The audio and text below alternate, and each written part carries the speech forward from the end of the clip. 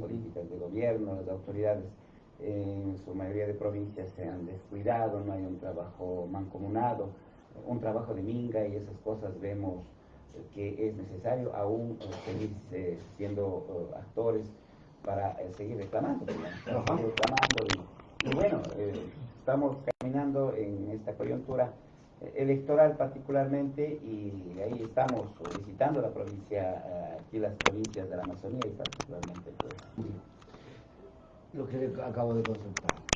¿Cómo ver? A ver, la firma de acuerdo en el cantón Alausí, en la parroquia Tixán, hay un acuerdo y ahora un desacuerdo a la vez. Claro. ¿Por qué es desacuerdo? Porque nunca fue una decisión de las bases. Sabemos exactamente que la CONAIE funciona o las decisiones son en respeto a la democracia y en respeto a las decisiones de base, porque así está conformado la estructura de la CONAIE, ¿no? Entonces, con la firma que los realizaron allá en Tizán, en Alausí, con el movimiento Pachacuti, y CONAIE no es aparte, sino es el hijo de la CONAIE, el representante político, digamos. Representante político, firman este acuerdo cuando no había acuerdo interno de las tres regionales. No hay una decisión firme por parte de la Asamblea de la CONAIE, no hay una decisión firme de las bases.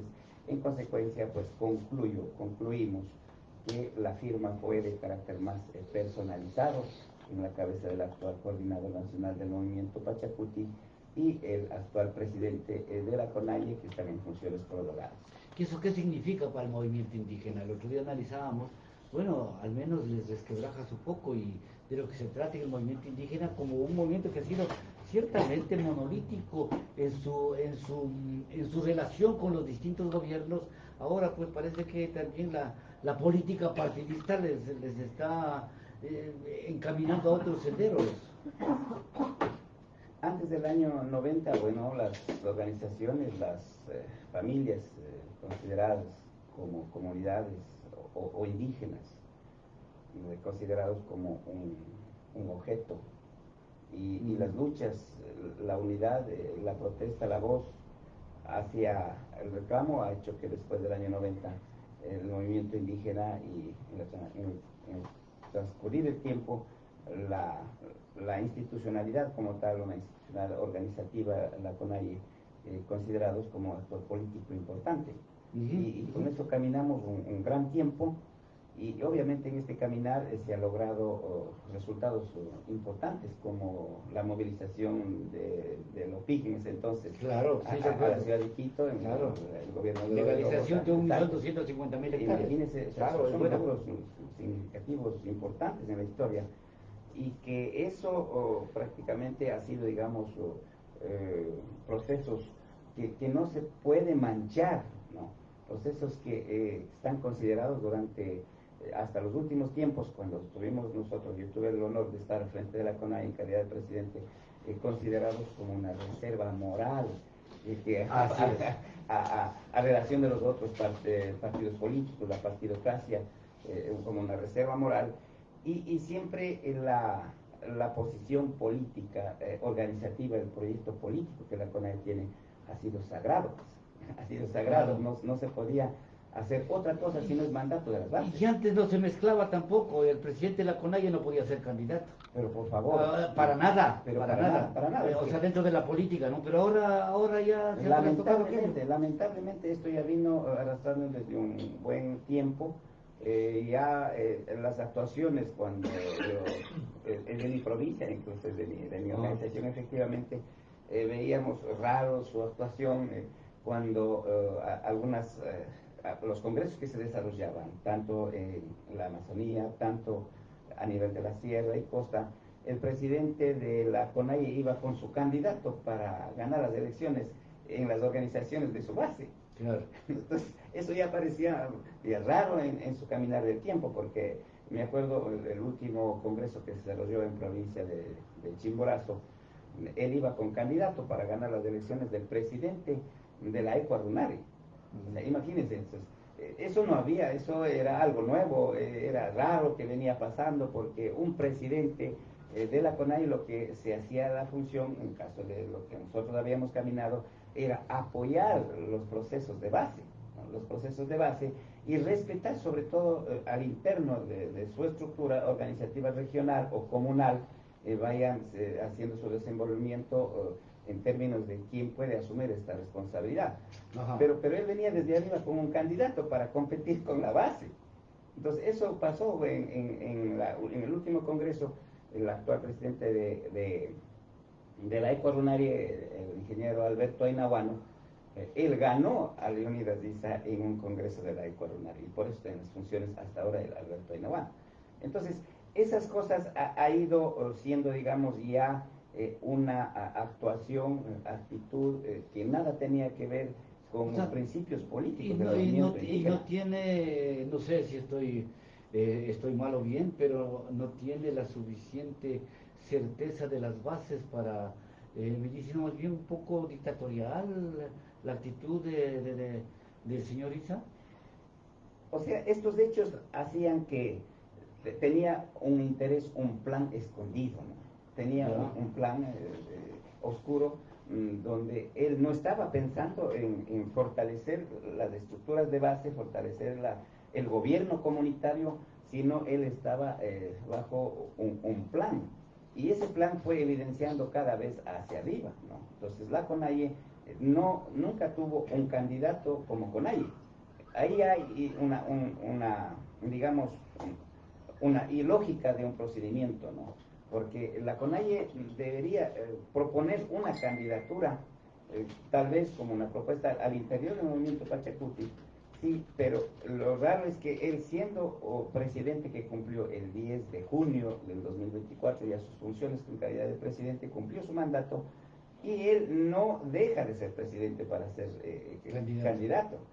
Y claro, él mismo tenemos conocimiento que incluso reformó los estatutos, ¿no? Sí. Claro, reformó los estatutos en beneficio de él mismo. Claro. Eso también lo hizo en la provincia de Cotopaxi. Él hizo su reforma del estatuto en beneficio... O sea que él puede ser presidente vitalicio en vida. Claro, o sea, en sus estatutos.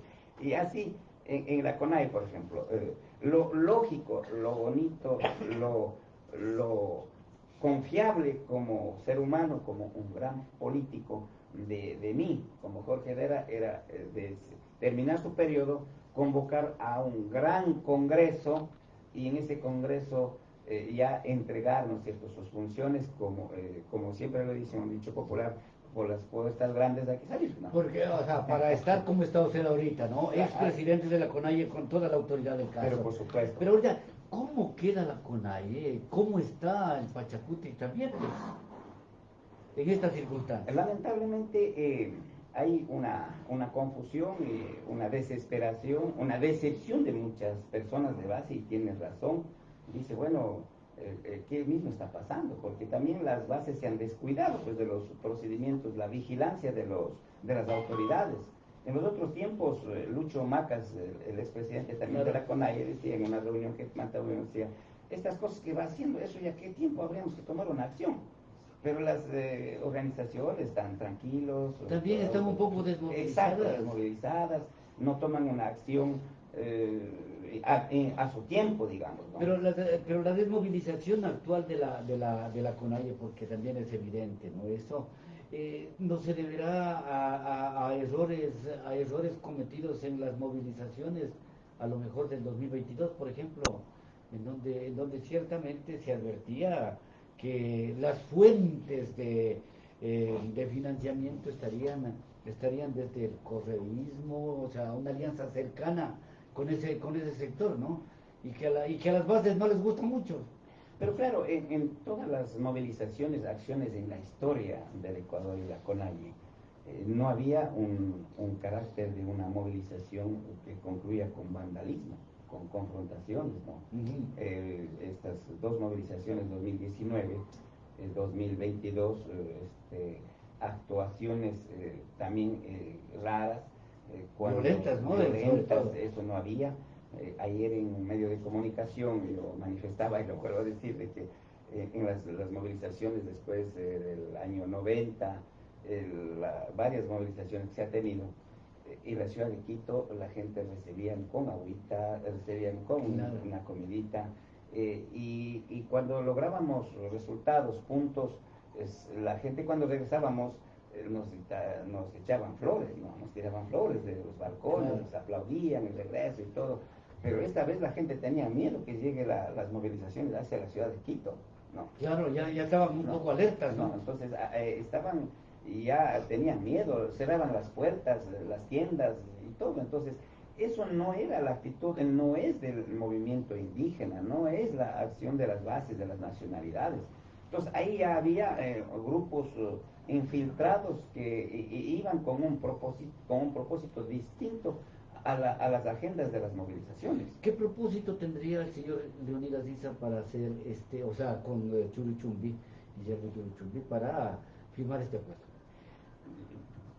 De acuerdo a lo que venimos evaluando, tiene en su fondo la intención de fusionar al movimiento Pachacuti a la Revolución Ciudadana, ¿no? O sea, ese en el fondo vemos, porque ¿cómo se puede explicar teniendo una estructura fuerte del país cuando hemos llegado con Yacu Pérez a tener el 20% de la confianza de los electores en el Ecuador, decir que tenemos que ir a agachar la cabeza y ir a ser fusionado a favor de la Revolución Ciudadana?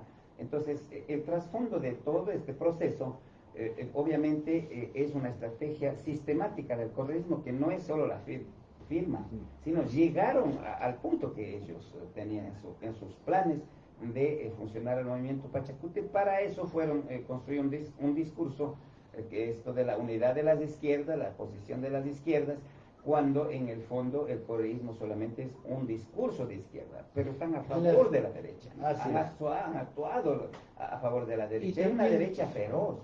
Y también la izquierda, en la denominada izquierda, donde está el correísmo, donde están otros partidos también, ¿por qué no voy a decir el socialismo, por ejemplo?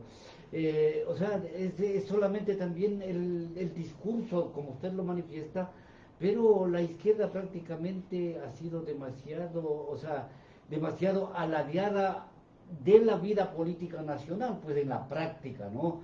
Y bueno, en ese contexto quisiera consultarle a usted cómo rescatarle al Pachacuti y cómo explicar a la ciudadanía la oposición al acuerdo con Luisa González, lo cual tengo entendido no significará el apoyo al otro, ¿no es cierto? Sino más bien cómo explicarnos, ¿ya? La libertad para que puedan elegir los militantes de Pachacuti, los indígenas agrupados en la CONAIE y en fin. ¿Cómo explicar esa parte del discurso, por favor? Bueno, hay una actuación que no ha pasado en los otros tiempos.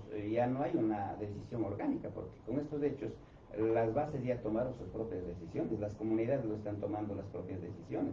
Y yo, en calidad de expresidente, bueno, como presidente y como expresidente, no he perdido la autoridad, gracias a su palabra al principio, para orientar una posición de base. Entonces yo, desde mi punto de vista, le estoy invitando a las bases organizativas, a las nacionalidades, tengan su libertad, ¿no? Tengan su libertad para decidir, porque entre dos candidatos que se han polarizado para la segunda vuelta, el 13 de abril, es que hasta ahí llega estas elecciones, pero lo que hay que pensar es hacia adelante. Ajá. Lo que nos decía una amiga aquí, dirigente también de organizaciones indígenas, decía, hay que el pueblo deberá tener su libertad para el voto, pero también con memoria, ¿no?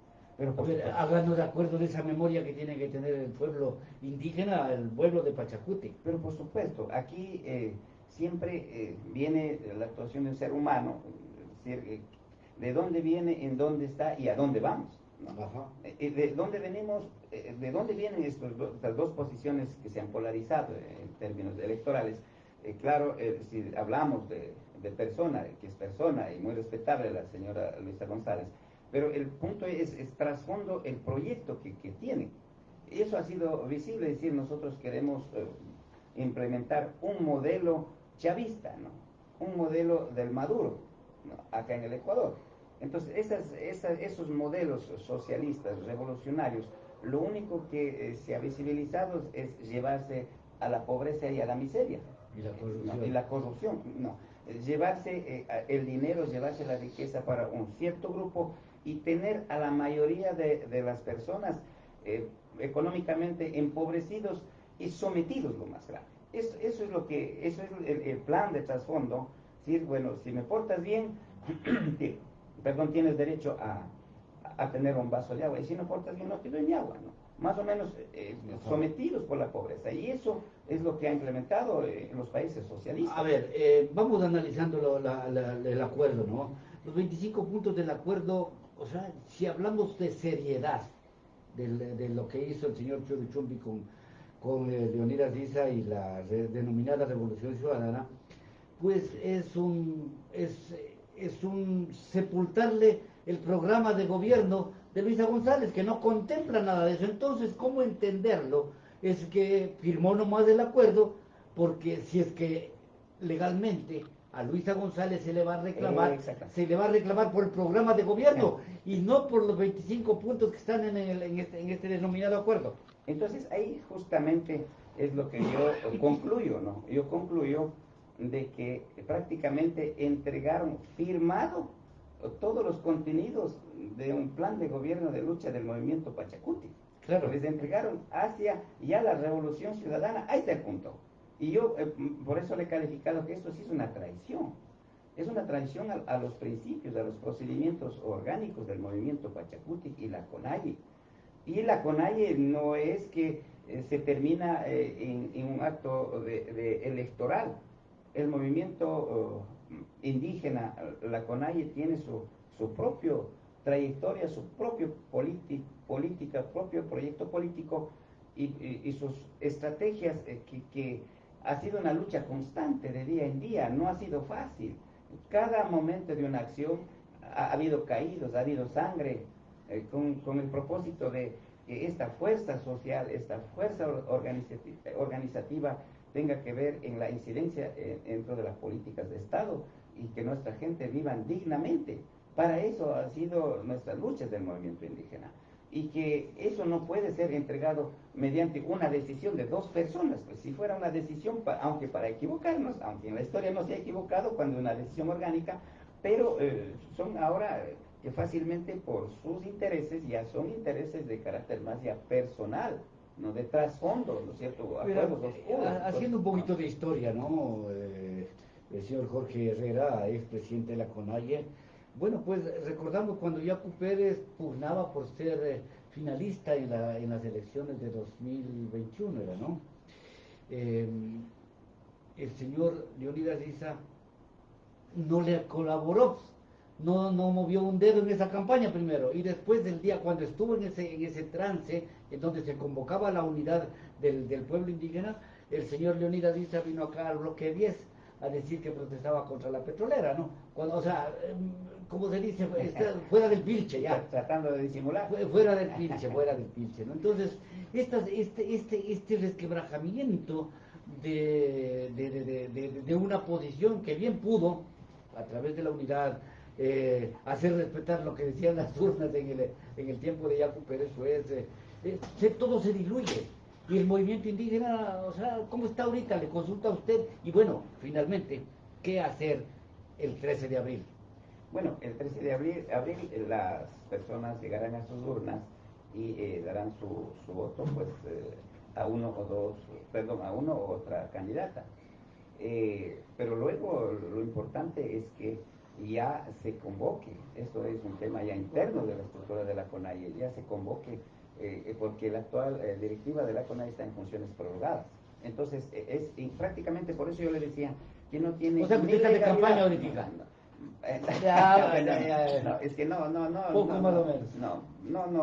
van a permitir que seamos otro de Cotopaxi, a pesar que no todos somos que vamos a firmar.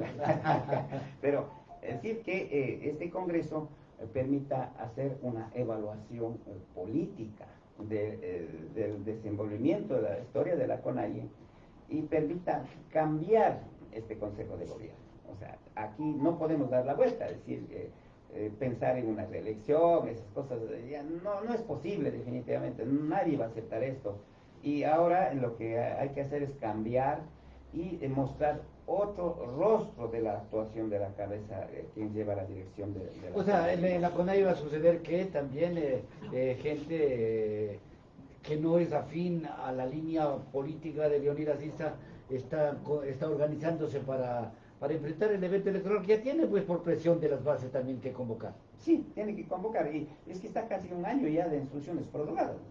Eso no ha pasado en el movimiento indígena. Eso no ha pasado en la CONAIE, porque no hay nada. Cuando yo estuve presidente de la CONAIE, yo no había negociado ni siquiera un chofer a mi familia para en algún espacio. Yo lo hice, lo cumplí cabalmente, fielmente a los mandatos de los puntos que desarrollan en los congresos, y así sale, ¿no? Entonces, estas cosas son las que dejan en duda, pero insisto, es importante después del Congreso volver a sentar de frente a frente a nivel interno, evaluar, quizás como alguien dice, quitar las perezas, lavar los trapos sucios, si es que se quisiera a nivel en las comunidades, y volver a retomar esa fuerza de unidad y volver a ganar confianza en la sociedad. Hay que ganar confianza en la sociedad, decir que la CONAIE es CONAIE, porque personas Claro. es pasajera, ¿no? Las personas pasajeras, los tiempos da, y gracias, yo estuve de presidente de la CONAIE, gracias a la confianza de las nacionalidades, pueblos del Ecuador, pero cumplimos con transparencia, con altura. A mí no me van a decir en algún lugar si este tipo cometió corrupción, este tipo estaba comprometido tal vez por un interés personal, no. Entonces, hemos cumplido cabalmente, aunque con algunas equivocaciones, obviamente, como ser humano. Al principio, cuando asumí la CONAIE, yo no tenía tan claro de cómo mismo hay que conducir la CONAIE. Fuimos aprendiendo juntos, y gracias a los mayores. Cuando la primera ocasión vine aquí a la Amazonía, conocí tanta gente, líderes, lideresas tan importantes, tan de buena fe, de cariño, de Eso es la voluntad, cosa, la cultura, eso una a lo mejor maravilla. sea lo que falta, buena fe en la dirigencia. No lo escuché. Falta buena fe en la dirigencia, hoy por hoy. Bueno, digamos que más allá, yo le decía que más bien falta de una responsabilidad, ¿no? Faltado de una fidelidad a sus principios y a sus mandatos.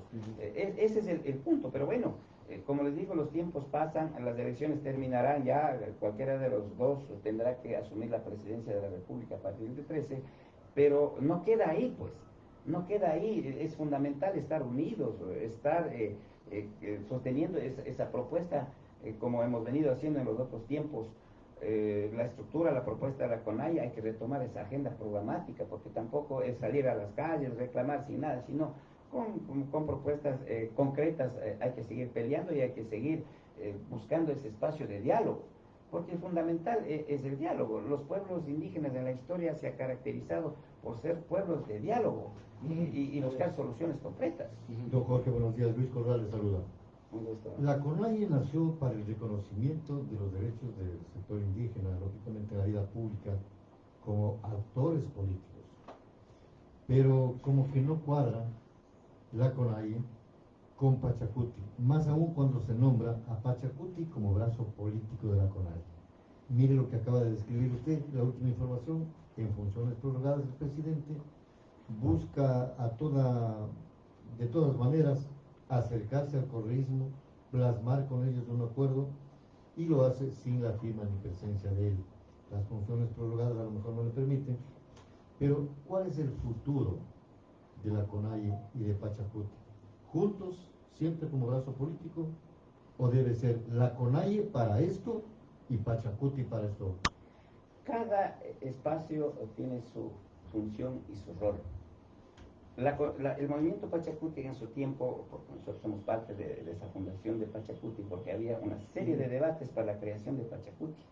Y algunos dirigentes, entre esos Lucho Macas tenía la razón, y Finado Tangamas, aquí el dirigente del Amazónico, decía, oiga, la creación de Pachacuti no va a llevar a un buen resultado. Vamos a tener peleas, vamos a tener divisiones. El movimiento Pachacuti no es, pero de manera, mirando la parte política, el movimiento Pachacuti fue creado como una estrategia para alcanzar a los propósitos de la lucha del movimiento indígena.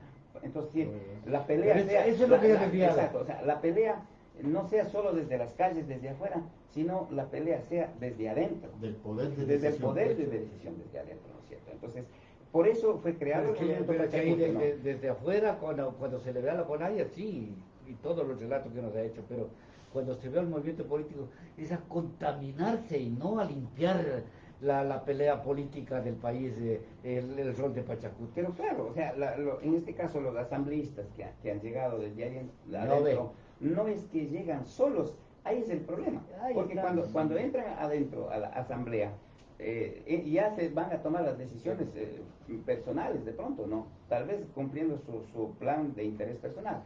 Cuando tras de ellos van con un pueblo, con un respaldo de un pueblo, porque así era diseñado la creación del movimiento Pachacuti, es decir, adentro hay una voz peleando con autoridad desde adentro y afuera tenemos un pueblo que está exigiendo que se cumplan los puntos programáticos a través de las políticas de Estado y de la Asamblea Nacional, por ejemplo, ¿no? Tarea dura la que les corresponde ahora asumir a los dirigentes, y entre ellos, digamos, a los que ya se van volviendo históricos, dirigentes ancestrales como Jorge Herrera, a quien agradecemos pues por su presencia aquí en Lina Radio. Si algo más tiene que Antes que decir. se vayan nada más, le cuento, don Jorge, nos están escuchando en Sarayaco. Y Franco Viteri le envía un cordial saludo a usted. Dios le pague. A Franco tengo que decirles un abrazo fuerte a la familia, a todos los amigos, compañeros, hermanos en Sarayaco y aquí en toda la Amazonía. Franco fue mi compañero de lucha firme. Juntos hemos luchado en la CONAIE en momentos bien difíciles. Él, aunque sea solito, venía a Sí, me Quito. acuerdo. Aunque sea solito, venía a Quito y pasaba ahí dando la voz de la Confeñay. Ahí, Claro. aunque solito pasaba en Quito. Bueno, hay una serie de dirigentes aquí en la provincia que hemos luchado juntos. Un abrazo a todos, a la ciudadanía en general, aquí en la Amazonía y particularmente en Puyo. A ustedes Dios les pague por haber invitado. Así están las cosas, amigos oyentes.